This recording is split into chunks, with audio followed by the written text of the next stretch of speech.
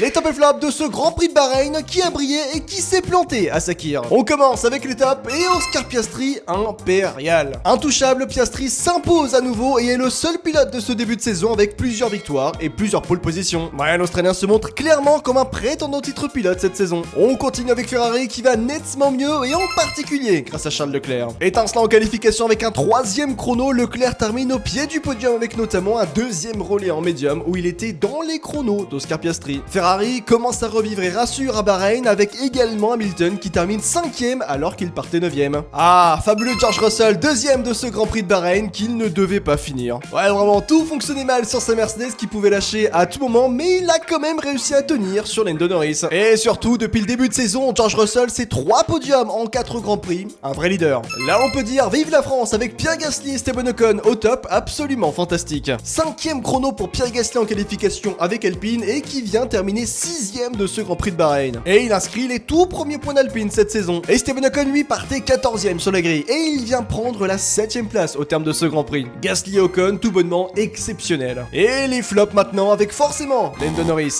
Allez, week-end compliqué pour Lando Norris avec une séance de qualification ratée avec une 6ème place, pénalisé pour un mauvais placement sur la grille, il termine ensuite sur le podium, juste derrière George Russell. Ouais, Lando Norris se montre encore trop friable pour prétendre au titre mondial, alors que de l'autre côté, son coéquipier Oscar Piastri lui se montre parfait avec un sang-froid remarquable. En flop, j'ajouterai Carlos Sainz, beaucoup trop dangereux à Sakir. Ah, vraiment des défenses trop rudes, notamment sur Lewis Hamilton, un accrochage avec Tsunoda et Antonelli, Sainz semblait avoir du mal à se battre dans le peloton du midfield. Bref, de toute façon, la course de Sainz s'est terminée par une pénalité et par un abandon finalement. Et vous, tiens, c'est quoi vos top et flop de ce Grand Prix de Bahreïn? Et bah n'hésitez pas à le dire en commentaire.